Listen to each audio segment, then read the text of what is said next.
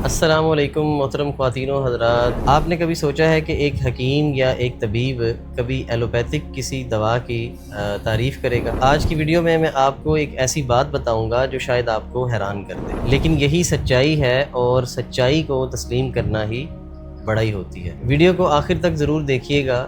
आज हम बात करेंगे नॉर्मल सलाइन के ऊपर। नॉर्मल सलाइन वही जो नमक वाली ड्रिप होती है जिसे आम तौर पे उर्फ़ आम में बोतल लगवाना कहते हैं। ये एलोपैथिक क्लिनिकल प्रैक्टिस में बहुत ज़्यादा इस्तेमाल होती है और आम तौर पे किसी न किसी शख्स ने बोतल लगवाई होती है और गांव देहात में इसको बोतल के नाम से जाना जाता है। पहले तो हम मुख्तसरन इसको ये समझ लेते हैं कि इसमें होता क्या है और ये किस चीज़ से बनती है। नॉर्मल सलाइन बेसिकली ये होता है कि एक सादे पानी के अंदर 0.9% जो है वो नमक का महलूल शामिल होता है। इसकी ख़ास बात ये होती है कि इसमें मौजूद जो नमक की मिकदार होती है ये हमारे जिस्म में खून के साथ हम आहंग होती है, तो इसीलिए ये जिस्म में बड़ी आसानी से जज़्ब हो जाती है। आम तौर पे इसका इस्तेमाल किया जाता है डिहाइड्रेशन में या फिर हंगामी सूरत जैसे ब्लड प्रेशर गिर जाना, और गर्मी के मौसम में बाज़ दफ़ा सनस्ट्रोक हो जाता है या बाज़ दफ़ा जिस्म में नमकियात की और पानी की कमी हो जाती है।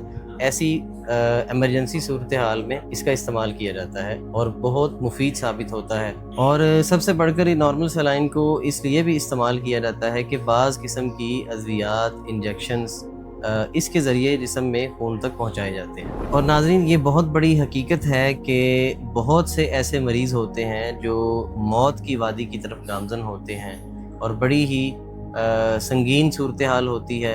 एमरजेंसी सूरत हाल में बहुत दफ़ा ऐसा होता है कि ड्रिप लगाई जाती है और इस ड्रिप की वजह से उनकी जान को बचा लिया जाता है। और नाज़रीन, हमारे नज़दीक भी बाज़ एलोपैथिक अद्वियात ऐसी हैं जो बड़े ही ख़तरनाक मराहिल में मरीज़ को फौरी रिलीफ देती हैं, और इनमें एक ये नॉर्मल सलाइन ड्रिप भी है।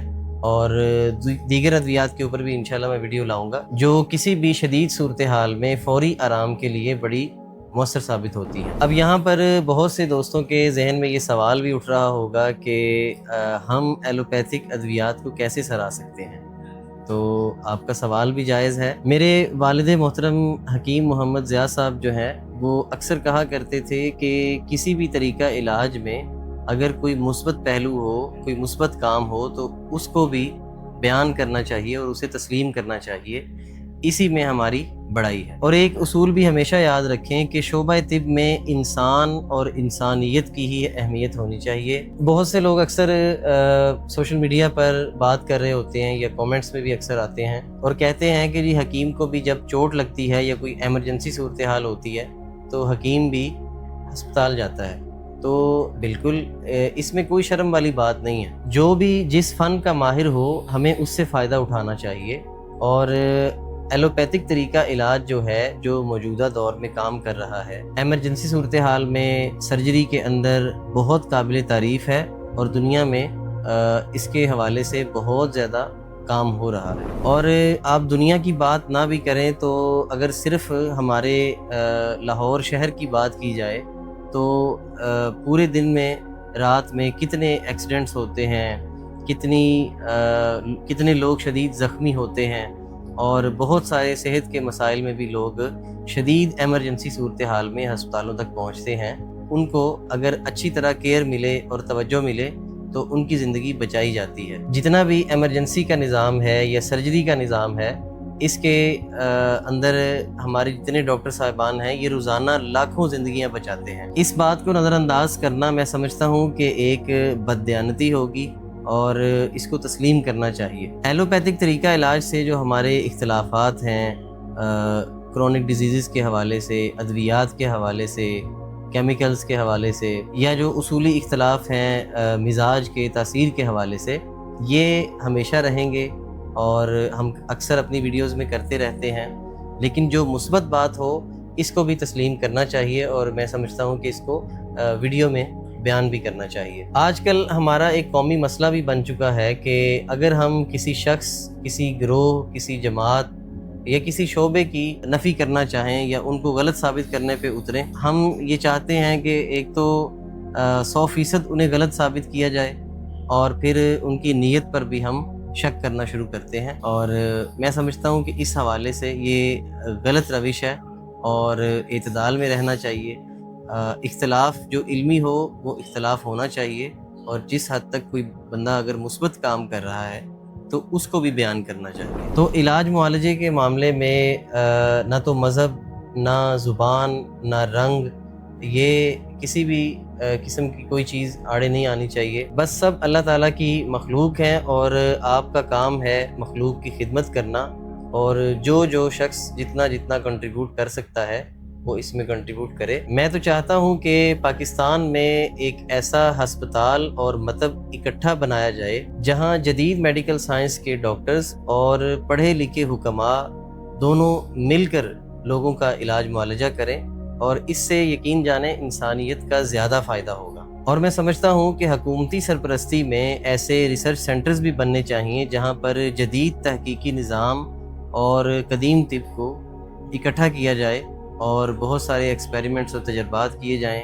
جس سے ادویات میں، علاج معالجے میں بہت سی نئی راہیں کھلیں گی اور علم کے نئے دروازے کھلیں گے۔ یہ تو ایک میری خواہش تھی اور میری تمنا تھی، اور میرے والد صاحب کی بھی یہ خواہش تھی، وہ بھی اکثر اس خواہش کا اظہار کرتے تھے۔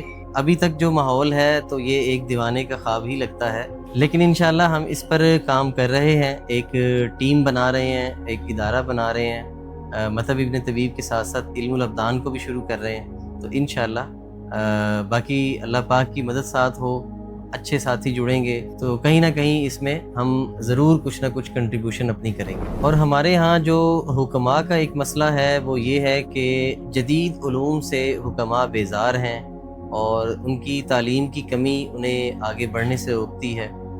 ان کو فزیالوجی کا، بائیولوجی کا، پیتھولوجی کا مکمل طور پر علم نہیں ہوتا، اور بس کہیں سے کوئی چند نسخے ٹوٹکے کہیں سے ملے اور ان کو استعمال کرنا شروع کر دیا، یا بہت زیادہ محنت اگر کسی نے کی تو کوئی 2-4 کتابیں پڑھ کے ان کو لے کر ایک مطب بنا لیا، اور شادی کورس اور مردانہ کمزوری کے ماہر طبیب بن کر بیٹھ جاتے ہیں۔ اس کے ساتھ ساتھ جب ان کو تشخیص نہیں آتی، مزاج کا علم نہیں ہوتا، اور جسم کے نظام کا پتہ نہیں ہوتا، تو پھر آخری حل یہی نکلتا ہے کہ وہ انگریزی ادویات پیس کر آپ کو معجونوں میں اور کیپسولوں میں بھر کے دے رہے ہوتے ہیں، اور بہت سے نوجوانوں کا بیڑا غرق کر رہے ہوتے ہیں۔ یہ وہ کڑوی حقیقت ہے جو یقیناً ہمارے شعبے کے لوگ ہیں اس میں ملوث، اور یہ اپنے شعبے سے بددیانتی ہے، انتہائی جو ہے نا وہ ظلم ہے۔ کسی بھی اپنے مریض کے ساتھ اس طرح کرنا یہ ظلم ہے میری نظر میں۔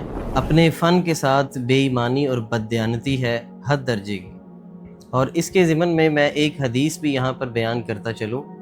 نبی کریم صلی اللہ علیہ وسلم نے فرمایا، جو شخص کسی کا علاج کرے اور وہ طب میں معروف نہ ہو تو اگر نقصان ہو جائے تو وہ شخص ضامن ہوگا۔ اس کا مطلب یہ ہے، مفہوم یہ ہے کہ اگر کسی شخص نے کسی دوسرے کا معالج بن کر علاج کیا اور وہ اس میں علم طب نہیں رکھتا تھا، تجربہ نہیں رکھتا تھا، تو کسی بھی قسم کا نقصان ہوتا ہے تو یہ اس کی ذمہ داری اسی پر آئے گی۔ تو جتنے بھی نئے حکماء ہیں جو ابھی طالب علم ہیں، جو کالجز میں ہیں، جو پڑھ رہے ہیں، تو ان سے میں ضرور یہ گزارش کروں گا کہ آپ لوگ جتنے بھی جدید علوم ہیں، نظام، جسم کے نظام ہیں، فزیولوجی ہے، پیتھولوجی ہے، بائیولوجی ہے، تو ان ساری چیزوں کو بڑی باریک بینی سے پڑھیں اور ایک قابل حکیم بنیں۔ نسخوں کے پیچھے مت بھاگیں، نسخوں نے ہمیشہ طب کو نقصان ہی دیا ہے۔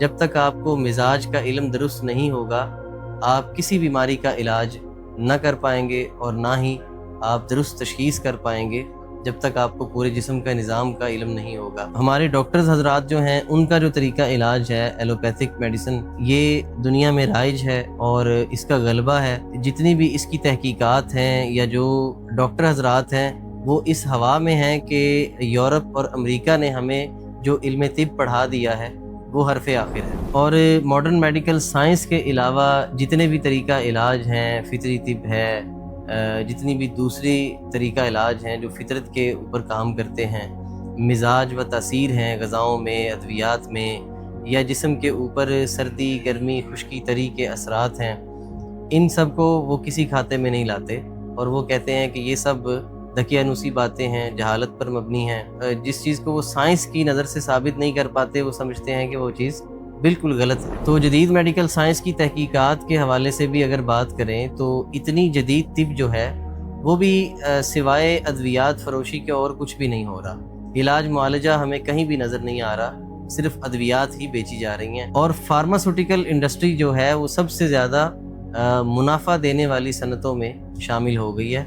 ये तो तरक्की हुई है, लेकिन इलाज मुआलजे की अगर आप बात करें तो वहाँ पर कोई तरक्की नहीं हुई। एमरजेंसी केयर है, सर्जरी है, ऑपरेशंस हैं, इस हवाले से तो खिदमात हैं, लेकिन जो लॉन्ग टर्म मेडिकेशंस हैं या जो दूसरी अमराज हैं, तो इन सारी चीज़ों में तकरीबन सिर्फ और सिर्फ सिम्टम्स को दबाने के ऊपर काम किया गया है। इलाज मुआलजे के ऊपर काम नहीं किया गया, रूट कॉज के ऊपर काम नहीं किया गया। मिसाल के तौर पर किसी भी बीमारी को आप देख लें कि ब्लड प्रेशर है तो उसकी दवाई लोग सालों से ले रहे हैं, मैदे की दवाई है, दर्द जोड़ की दवा है, तो ये सारी चीज़ों की अद्वियात साल साल चलती हैं और फिर इनके साइड इफ़ेक्ट्स भी सामने आते हैं। तो इस सारी सूरत हाल में दोस्तों हमें ये चाहिए कि हम सब मिलकर एक दूसरे से सीखें और जिसने कोई मुस्बत काम किया हो तो इसको तस्लीम किया जाए, और जिसने कोई गलत तहकीक, कोई गलत राय पेश की हो, इसको भी इल्मी तौर पर वाज़े किया जाए और उस गलती का भी रद्द किया जाए। नाज़रीन, ये कड़वी और सच्ची बातें अगर आपको दुरुस्त लगी हों तो वीडियो को दोस्तों के साथ ज़रूर शेयर कीजिएगा। हकीम दानिश ज़िया और मतब इब्न तबीब की टीम को इजाज़त दें। इंशाअल्लाह अगली वीडियो में हाजिर होऊंगा एक नए उन्वान के साथ। मतब इब्न तबीब पर फ्री ऑनलाइन चेकअप किया जाता है। अभी हमारे व्हाट्सएप नंबर पर रब्ता करें और घर बैठे अपना मिजाज मालूम करें। अपने मिजाज के मुताबिक ग़िज़ाई चार्ट या दवा का कोर्स मंगवाएं। आए फितरी और कुदरती तरीका इलाज की तरफ मतब इब्न तबीब के साथ।